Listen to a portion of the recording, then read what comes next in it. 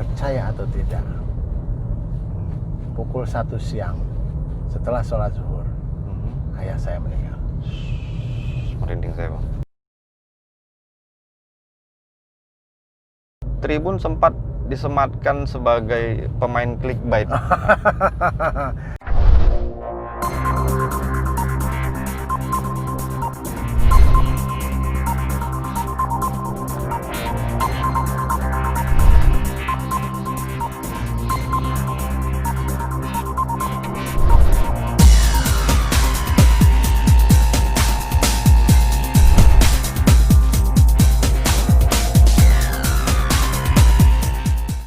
Hari ini kita kedatangan tamu spesial. Ya, saya berhasil menculik pemimpin redaksi harian Tribun Medan, Bang Syarif Dayan. Benar Bang ya, Syarif Dayan. Benar. Bayangin aja ini di sela-sela kesibukan beliau sebagai pemimpin redaksi, ini juga hari libur kawan-kawan. Libur cetak ya. Libur cetak ya, cuti bersama Cuti ini bersama, soalnya. betul. Cuti bersama. Oke Bang, sehat Bang ya? Sehat. Alhamdulillah. Gimana? Mas Dedi juga sehat ya? Alhamdulillah sehat. Kita ada masker sebenarnya kawan-kawan, cuman karena berdua di mobil, jadi kita lebih safety lah untuk berdua saja begitu. Dan kita tadi sebelum naik sudah tes Kesehatan. tes apa? Udah di termogan, sudah oke lah ya Iya. kan, supaya maksudnya teman-teman juga mungkin bertanya-tanya ya. Iya. Kan? Sebetulnya maskernya Safety juga, apa enggak sih? ada kok. Ada nih, ada. Iya, saya tadi jemput beliau di Kantor. di kantor dengan standar protokol kesehatan yang cukup ketat. Saya lihat kan begitu. Jadi insya Allah kita tetap jaga keamanan dan kesehatan, termasuk di car podcast kita hari ini. Saya sudah dikontak beberapa waktu lalu, katanya sahabat saya nih, Bung Deddy, katanya saya pengen ngobrol-ngobrol soal podcast lah. Padahal selama ini saya yang biasanya wawancara, kali ini saya yang diwawancara ini ya kan. Menarik.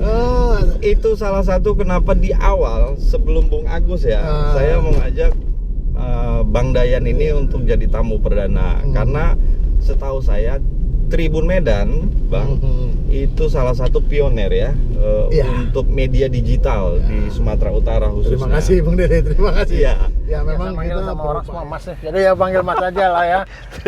Mas Deddy. Jadi memang tidak dipungkiri ini sambil santai lah ngobrol ya. Memang ini kalau agak serius saya pakai kacamata baca. Nanti sekali saya Lebih keren ya. Nanti sekali saya pakai kacamata hitam. Karena ini santai punya Mas Deddy. Asik juga nih ngobrol di wawancara. Ya memang tidak dipungkiri bahwa Tribun hampir punya jaringan ya. Network itu cukup luas. Kita punya di sejumlah provinsi segala macam. Memang dulu awal-awalnya berdiri lebih fokus kepada industri cetak atau yang biasa menyebut print. Jadi sebetulnya dalam kami hanya menyebutnya dua, satu print, satu digital. Digital itu ya online. Tapi seiring waktu tidak dipungkiri bahwa pertumbuhan teknologi digital ternyata ini bisa menjadi salah satu alternatif media. Nah, kira-kira betul ya, Tribunnya sendiri sudah hampir 7 tahun, 8 tahun lalu ikut berkembang, kemudian ikut di daerah ya. Betul kata Bang Deddy ya, Mas Deddy ya. Karena kayaknya Mas Deddy ini memantau Tribun Medan nih kayaknya nih. Ya sekitar 5 tahunan lalu akhirnya kami berbenah dan memaksimalkan di dunia digital. Ya saya rasa mungkin bukan hanya Tribun Medan saja. Saya rasa di Sumatera Utara juga saya lihat media-media online yang memanfaatkan teknologi digital, memanfaatkan ruang digital bertumbuh kan banyak sekali Mas. Jadi tetapi yang serius, yang tadinya platformnya cetak, kemudian beralih kalau versinya Abang digital, mengembangkan digital itu hanya Tribun yang serius loh, yang serius dengan invest, kemudian dengan konsep, dengan strategi juga begitu kan, Tribun begitu. Nah, cetaknya sendiri apa kabar Bang? Masih sangat alhamdulillah juga masih sangat baik, sangat bagus memang. Sorry Bang, di awal itu Tribun itu sampai menyentuh cetaknya 30.000 dapat lebih di awal-awal. Kapan Bang berdirinya itu Bang? Tribun Medan sendiri berdiri 27 September tahun 2010. Artinya kemarin tepat kami ulang tahun ke-10 ya. Angka 10 ini luar biasa ya. Bukan Tapi memang kalau dibilang umur manusia 10 ini baru kelas 3 SD lah. Untuk orang itu sudah sangat eksis Bang. Ya, tapi eksis tapi kan masih butuh bimbingan ya kan, masih butuh bimbingan. Tapi ya memang perjalanan waktu kenapa kami beralih. Bukan kami menghilangkan Perindo, tidak. Kami masih tetap konsen di sana, cuma memaksimalkan digital ini karena kami melihat juga ada peluang di sana. Teknologi ini dimanfaatkan anak muda dan jujur aja kita bilang bahwa anak-anak muda sekarang, saya pernah bertanya, siapakah hari ini yang sudah membaca koran? Diam. Seminggu lalu beberapa tunjuk tangan.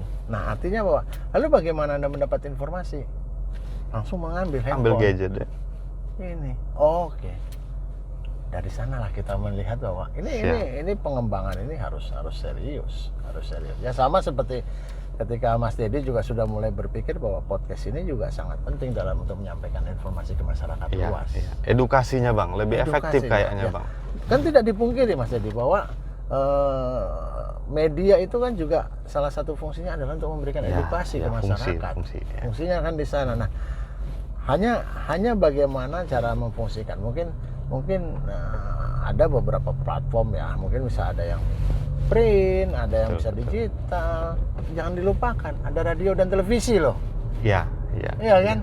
Dan segmennya masing-masing punya segmen. Punya segmen dan punya fokus sendiri-sendiri. Cuma memang sekarang digital sedang tumbuh pesat gitu. Bang Sarip sendiri orang Medan bukan. Aslinya bukan ya. Bukan. Saya pendatang. Itu. Artinya Bang Sarip setahu saya di Tribun Medan pemimpin redaksi yang ketiga ya. Ya, betul, yang ketiga. Nah, bisa nggak cerita Bang, aktivitas kesibukan Abang sehari-hari di Tribun lah, apa saja gitu kan? Ini kayak selebritis nih ya? Iya, perlu. Karena gini Bang, ini juga gunanya podcast kita ini, jangan hanya kita bermain di belakang layar Bang. Betul. Anak cucu, kemudian keluarga kita juga tahu profilnya kita seperti apa kan begitu. Itu gunanya ini jurnalis ini. Ini saya kayaknya lagi dikorek-korek ini dalam kehidupan saya sehari-hari nih sama Mas Dedi nih. Ya memang sih kadang-kadang ada ya boleh dibilang sebetulnya lebih kepada, kalau kayak saya bilang lebih pada apa ya namanya ya, tanggung jawab, kemudian juga dalam hal ya memang kalau dibilang sibuk ya nggak juga sih, toh buktinya kita bisa ya kan.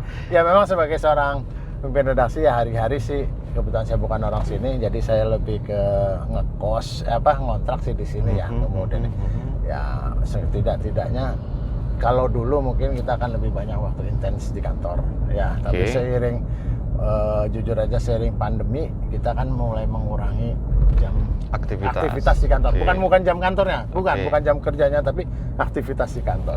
Kalau dulu itu kita biasanya pagi sudah kita bilang prepare lah, biasanya ada rapat proyeksi pagi sama teman-teman ya, atau apa wajib diskusi. Tuh Bang ya proyeksi Diskusi, kemudian sehingga nanti ada penugasan kepada teman-teman reporter di lapangan, kemudian nanti sampai di mana sih yang sudah didapatkan, ada apa, kemudian mungkin siang ya makan siang, istirahat dulu sebentar atau apa sambil mengawasi juga isu-isu terbaru segala macam itu, dan kemudian nanti sore ada rapat redaksi ya, kami sebut memilah berita-berita mana yang akan kita jual, sementara online tetap jalan. Memang aktivitas ini jauh kita kurangi Mas Dedi. Instruksi WFA ini kan lebih penting ya untuk menjaga kesehatan teman-teman semua ya, kita atur, kita tidak porsir ya, tidak diporsir ya teman-teman itu ya. Juklak, bahkan kita juga gunakan semacam kayak kalau boleh tanda kutip shift ya, artinya tidak semua teman-teman itu harus bekerja di kantor, sudah bisa bekerja di luar. Teknologi sekarang kan sudah canggih jangankan itu jauhan dari anak-anak, saya sekarang aja cukup dengan video call juga bisa. Udah intens ya, udah bisa intens. Itu hal seperti itu kita lakukan. Memang saat ini yang menjadi persoalan besar kita ya, kita akui lah ya Mas Dedi ya, bukan mungkin bukan hanya di Medan atau hampir di seluruh dunia. Pandemi COVID ini membuat kita menjadi terbatas sekali. Ya it's okay.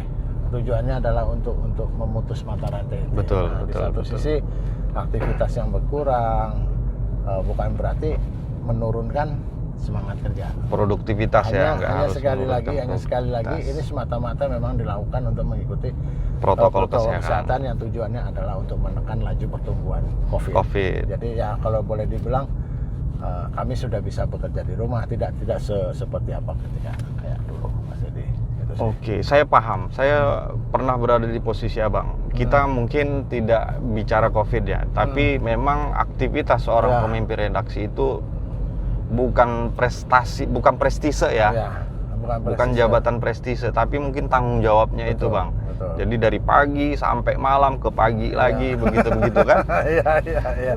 Yang kadang-kadang lupa udah makan atau belum nih. Persis, persis. persis. Jam tidur abang Jam sendiri? tidur ya, kalau jam tidur alhamdulillah lah ya, saya selalu mengikuti protokol jam ronda. Jadi setelah biasanya ada kentongan berbunyi 1 atau 2, itu biasanya saya udah Baru siap-siap. tidur. Ya.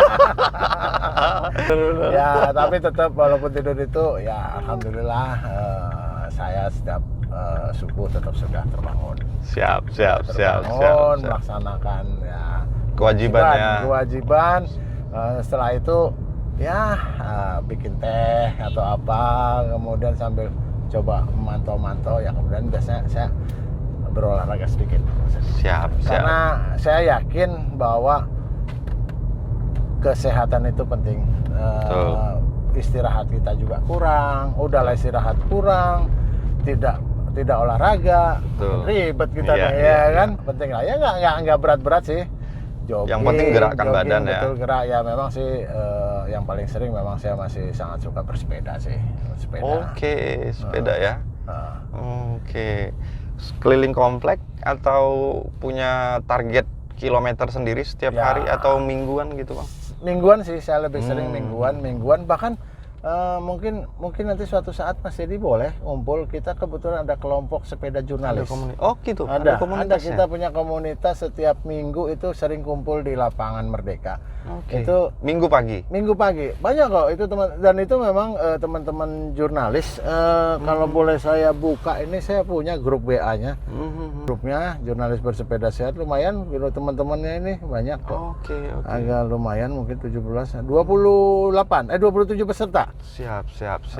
Mungkin ada beberapa nama yang Dan itu masih rutin ada- bang ya? Setiap Rutin, cuma minggu ya? semenjak akhir-akhir ini gara-gara ya sekali lagi karena COVID juga kita. Oke, gini. Ah. Berarti komunitas bersepeda ini bukan muncul ketika COVID ya? Memang Bukan. sebelumnya? Sebelum COVID itu kami sudah muncul karena tadi bahwa apa namanya Menarik ini. Bukan tren ikut-ikutan kan gitu? bukan, tapi memang Hobi ya? waktu itu kami bercanda. Mhm.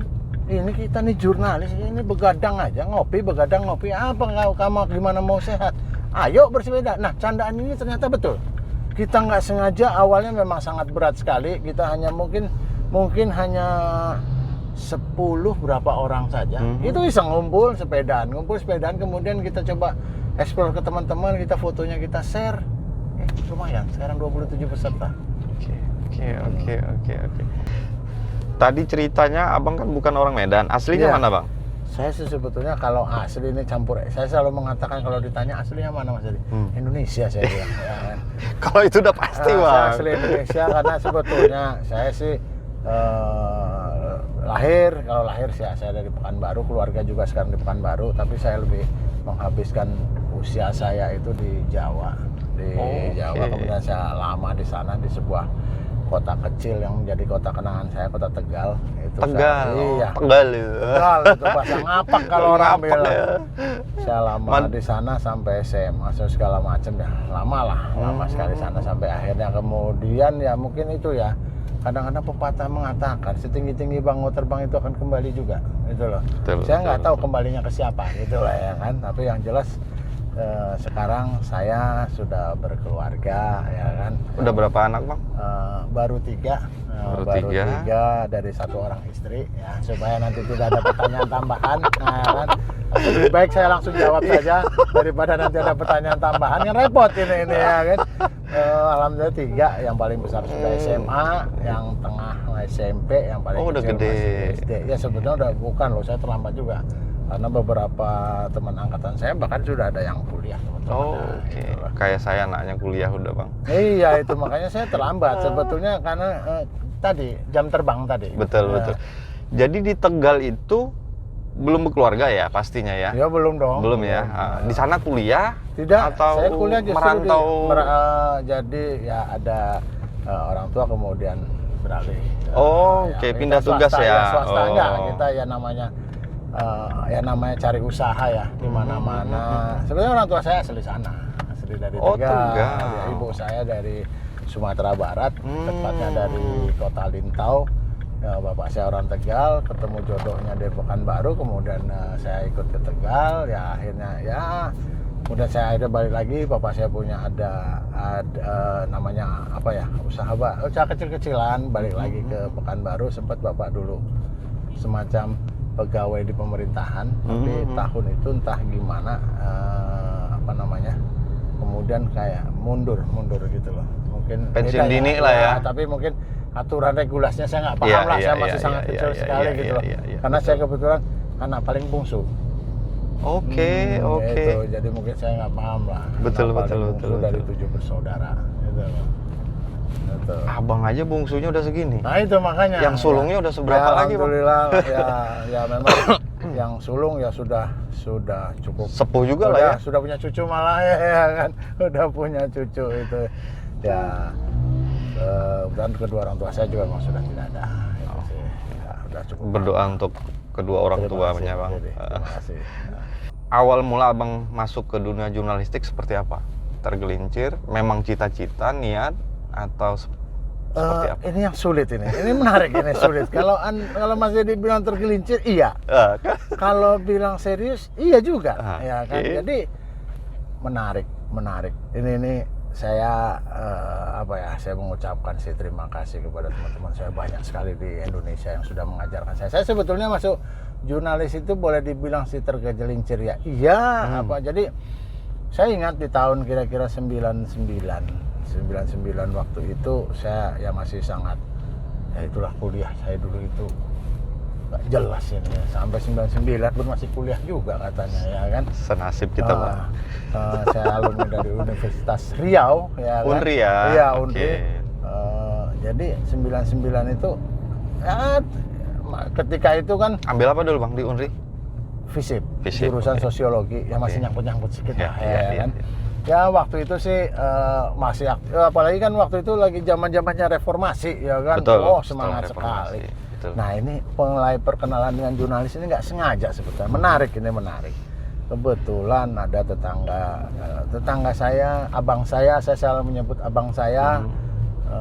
Saya masih sangat dekat sekali dengan beliau, kami anggap saudara. Mampus itu tiba-tiba dia bekerja di sebuah media, dia butuh seorang fotografer. Fotografer bahwa alasannya karena fotografernya resign. Jadi dia sederhana, saya kan karena tetangga dia tahu saya suka motret kalau ada pesta-pesta loh, kondangan-kondangan ya. Udah ada basic Kalau warga situ sering minta tolong saya foto, nah bisa bantu saya boleh, saya bilang boleh bantu. Kemudian saya datang ke kantornya, ya waktu itu hanya prosedur standar saja. Kemudian saya foto sekali dua, saya nggak tahu kenapa tiba-tiba beberapa foto saya itu justru muncul di halaman depan dan halaman warna lah kalau kita bilang. Bangga dong, Bang. Oh bangga sekali, pasti top bangga sekali, saya sampai terkagum-kagum kan. Koleksi nggak? Sampai sebulan tidak, karena waktu itu kan digitalnya boleh dibilang mungkin masih amburadul ya. Setelah itu kemudian karena beberapa sahabat saya menyambutnya para guru-guru saya, editor-editor senior di koran tersebut, coba deh nulis, boleh saya bantu diajarin. Nah di sana saya selain membuat foto, saya menulis. Alhamdulillah tulisan-tulisan saya kemudian dimuat dan saya terus diajarin oleh sangat banyak sekali teman-teman atau sahabat-sahabat saya, guru-guru saya di Pekanbaru sana itu yang mengajarkan saya menulis.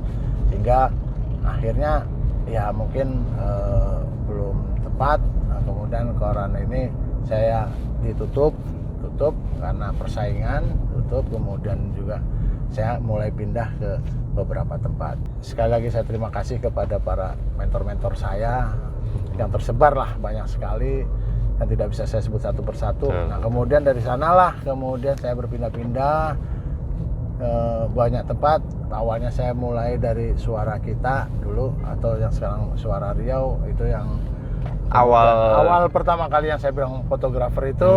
Terus kemudian saya sempat di Media Riau, kemudian terus berjalan beberapa tempat yang pernah saya singgahi. Saya pernah di Realitas dan Suksesi, saya pernah di Rakyat Riau, hingga akhirnya di tahun 2006 itu di Pekanbaru ada pengumuman bahwa buka tribun. Tidak tribun. Oh, belum itu. tribun. Belum tribun, Okay. hanya ada istilah kelompok Kompas Gramedia itu akan membuka koran di sana. Oke. Kemudian saya ikut tes seleksi, yang saya sendiri sebetulnya waktu itu sudah jujur saja sangat minder sekali karena sangat banyak sekali senior, sangat banyak sekali. Ya malum lah, saya kan kuliahnya agak-agak gimana gitu ya kan. Wah, ada teman-teman yang saya kenal itu sangat punya talenta, tapi ya nggak tahu lah, pokoknya saya coba aja deh, coba aja. Itu waktu itu memang sangat, waktu akan dibuka itu apa ya namanya, memang lagi berbondong-bondong. Bener. Di era itu cetak masih sangat luar biasa, dominan, Bang. Dan akhirnya di 2006 akhir pengumuman saya termasuk diterima. Jadi waktu itu saya langsung udah editor. Untuk masuk di editor kami ber9 orang waktu itu. Hanya diterima 9 orang, melakukan pelatihan, dan resmi di 2007 Tribun Pekanbaru launching. Tepatnya di, kalau tidak salah Maret atau April, saya malah lupa ini yang dari awal-awalnya. Sorry, maaf. Pasti akan pertanyaannya kenapa saya bisa sampai ke Medan. Itu nanti ke sana ujungnya. Ya, memang di Tribun itu Mas Dedi halumrah bahwa kita biasa mobile, Mas Dedi, bisa kemana saja. Oke, penempatannya. Ya, itu. Sempat jadi pemret juga di Tribun Pekanbaru, Bang? Oh tidak, Enggak, saya baru memulai karir di Tribun Pekanbaru, kemudian banyak belajar lah saya di sana. Dan kemudian saya mendapat beberapa kali penugasan, seperti saya pernah ke Tribun Manado, saya pernah ke Tribun Jateng, hingga akhirnya udah keliling Indonesia? Enggak, belum Indonesia lah, separuh lah ya. 2014 saya dipercaya mendapat promosi di Tribun Jambi. Jambi duluan? Ya, Jambi. Oke. 2014. Merintis tuh sekalian? Tidak, sudah buka. Udah Jambi buka juga. Jambi malah duluan dibandingkan Medan. Oke. Hanya beda selisih bulan kok. Jambi kalau tidak oke. salah itu entah April entah Mei, itu 2010. Sementara Medan September. Nah, jadi Jambi, kemudian di sana saya, kalau orang bilang ya saya yang memegang halaman depan. Dan kemudian mendapat amanah kembali di 2017 untuk menjadi wakil pemimpin redaksi di Pos Belitung. Ya, ini pasti akan bertanya, kenapa namanya Pos Belitung bukan Tribun?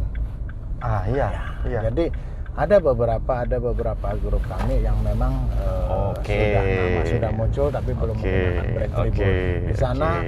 Dan barulah di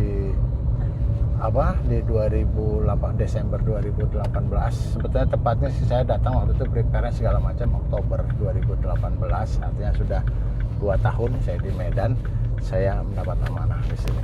Oke. Berarti abang mulai beraktivitas sebagai jurnalis di itu Tribun Group, di Tribun Group ya. Iya. Itu 2007 persisnya sampai hari ini ya. Sampai hari ini alhamdulillah. Oke. Dari 1999 sampai sekarang 1999 itu kan awal mulai dari masuk dunia jurnalistik ya. Sampai hari ini punya nggak pengalaman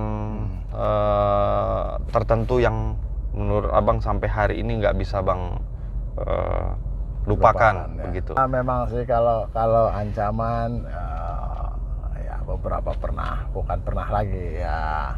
Bahkan saya pernah menerima telepon yang bisa tahu nomor saya dan dia tahu saya ada di mana gitu loh. Oke. Saya tahu saya ada di mana dan dia cuma berkata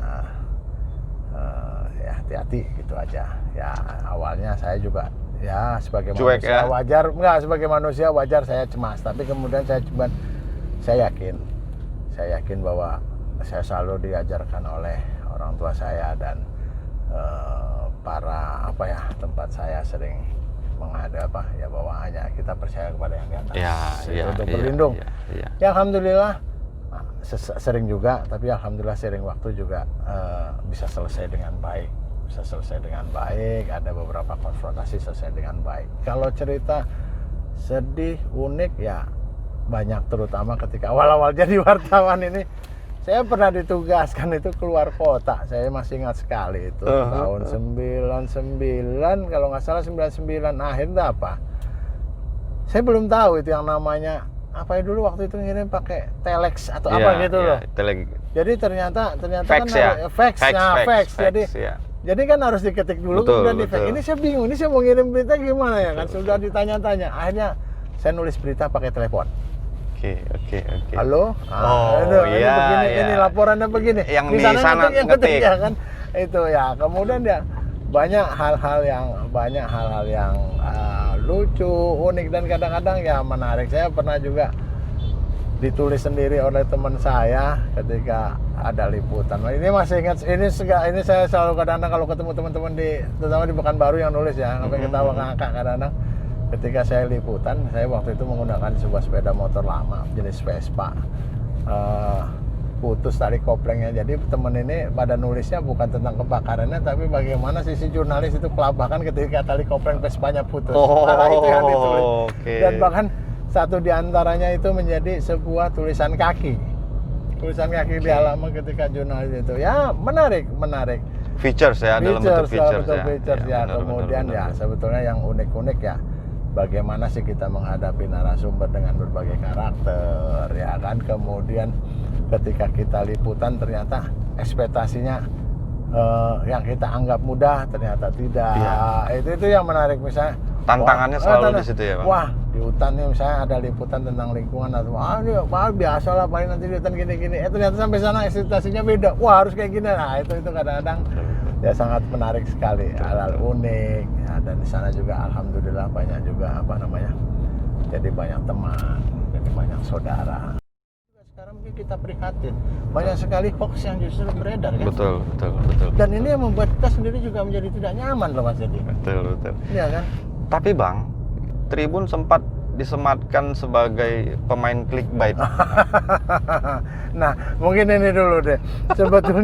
Sebetulnya antara clickbait dengan hoax ini kita pilihkan dulu dipisahkan. Ya kan. Pisahkan dulu, karena kalau hoax itu jelas sekali berita bohong yang tujuannya untuk menyesatkan ya kan. Nah, ini juga kebetulan nih saya mendapat apresiasi, mendapat wadah di sini. Saya sekaligus menyampaikan pesan bahwa berhati-hatilah dalam memilah berita, kemudian hindarilah hoax. Memang tidak mudah.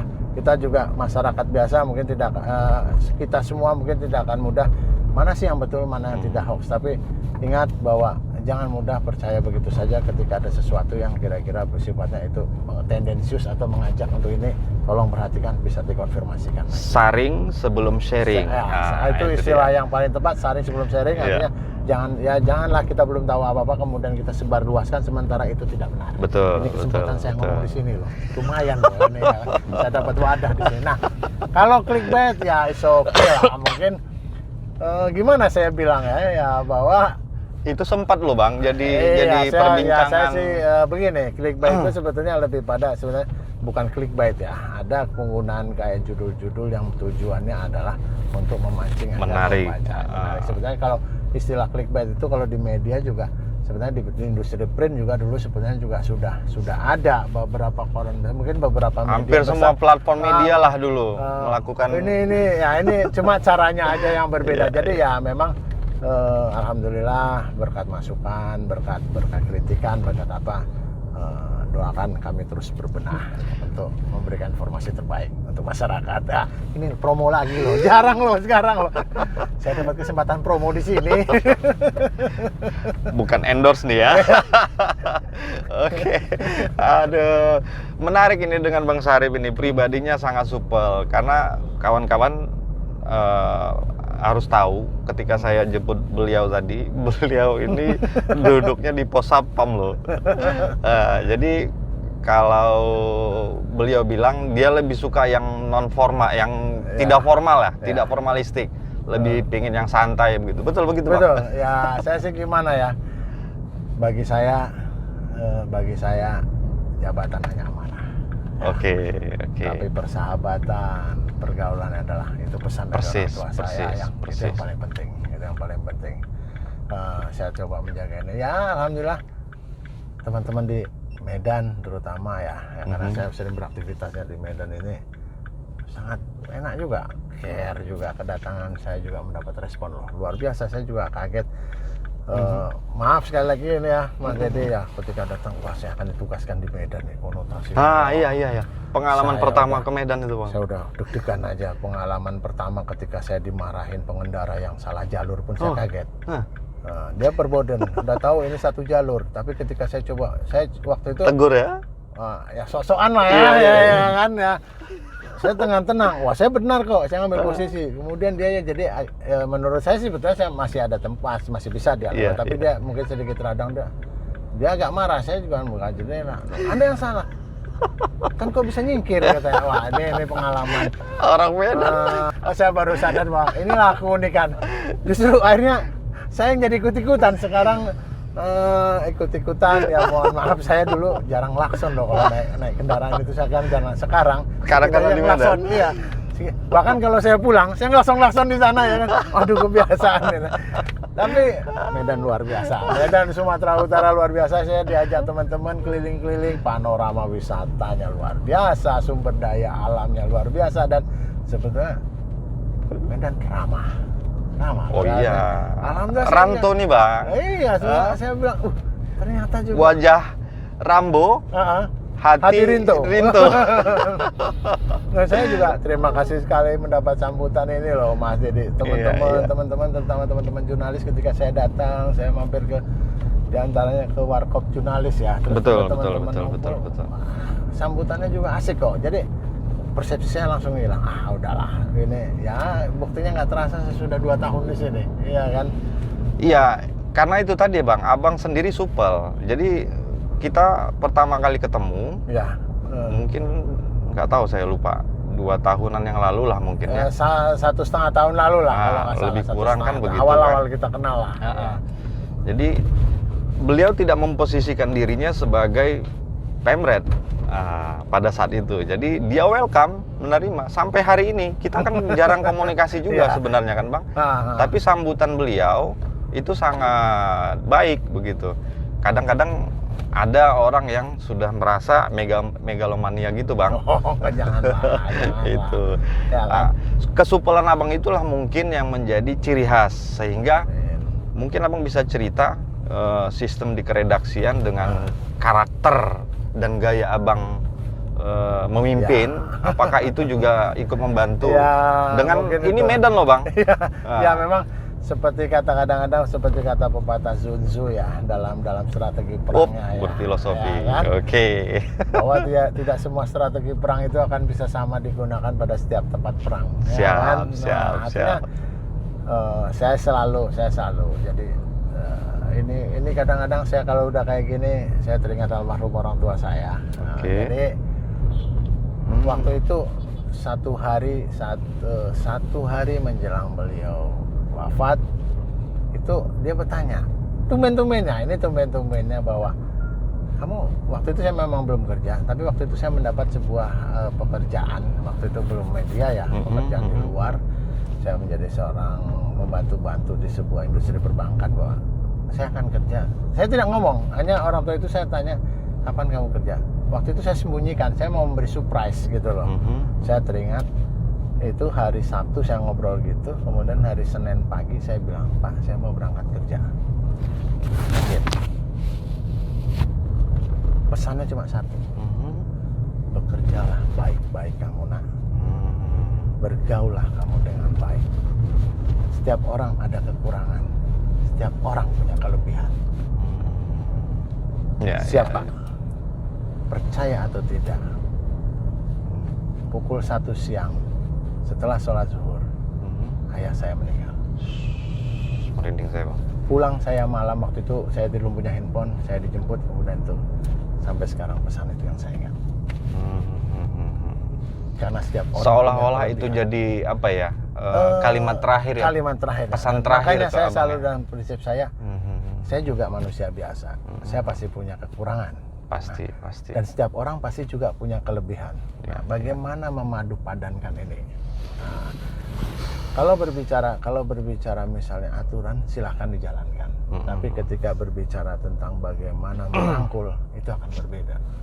Saya yakin sebuah pola komunikasi yang bisa dijalankan dengan baik membuat pekerjaan kita akan menjadi lancar. Siap. Dimanapun dan kapanpun. Kuncinya sebetulnya menurut saya komunikasi. Kenapa? Jujur aja, belajar ilmu komunikasi itu mahal. Ya, kuliah komunikasi itu mahal. Makanya saya ngambil fisik. Tapi bukan berarti mahal, tidak, ya kan, tidak.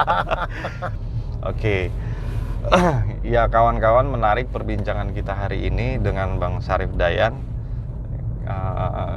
Kurang lebih udah 1 jam ya. Saya ini juga, saya diajak muter-muter kota Medan kita ya. Dari tadi muter-muter Medan. Saya jarang lah muter-muter loh teman-teman. Ini karena kebetulan saya mendapat panggung di sini, tidak ada salahnya mungkin saya pengen. Karena konsepnya bang, car podcast kan, jadi memang harus keliling-keliling. Gitu. Luar biasa ini di jelang perjalanan muter-muter ini, saya juga ingin menyampaikan sih, ya mungkin. Siap. Mungkin juga ini ya Mas Dedi, bahwa bagaimanapun juga kita sebagai media, marilah kita sama-sama menjaga untuk terus memberikan informasi yang tepat, yang benar ke masyarakat. Bukan informasi yang sepotong-sepotong yang akhirnya menimbulkan persepsi yang tidak tepat. Gitu. Betul. Salah penyampaian, salah menerima, akhirnya menimbulkan sebuah kesalahan besar yang mungkin bisa saja terjadi. Betul. Jadi ya tugas kita tadi, mari sama-sama, kalau memang ada kritik silahkan saja, kita ada tahapannya, ada mekanismenya kalau mau kritik ke media ya. Boleh, bahkan kalau memang ada kesalahan kita bisa melakukan hak jawab atau segala macamnya. Itu silakan. Tribun sendiri bang sering ya terima kritik? Ada lah. Depo malah pernah ya? Waktu zaman saya zaman nggak ada ya? Zaman saya juga belum.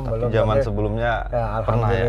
Alhamdulillah ya, kita lakukan mekanisme meski sedikit. Itu yang tadi saya bilang, itu adalah tantangan dari kita. Tapi alhamdulillah selesai. Ya, saya yakin karena masyarakat Medan juga masyarakat yang ramah.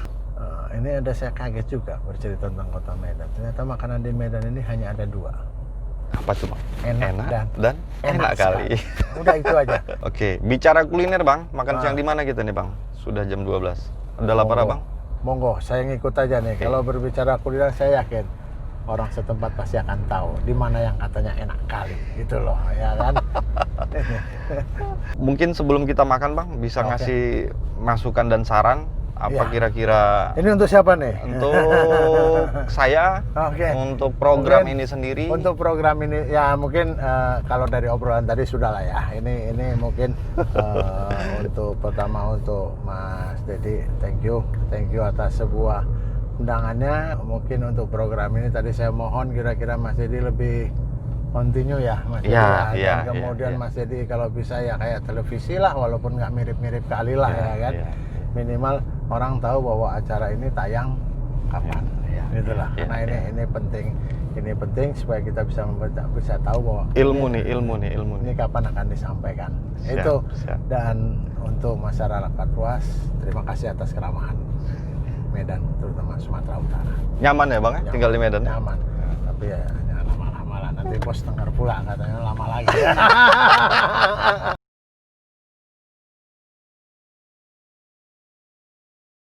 Saya ini diajak di soto bening khas Medan Anwar Sulaiman. Saya nggak tahu, mungkin nanti kita akan ditambahkan dalam podcast ini. Oke. Terima kasih bang. Kami makan dulu kawan-kawan. Setelah muter-muter tadi kita cicipi dulu yang seger-seger. Soto khas Medan.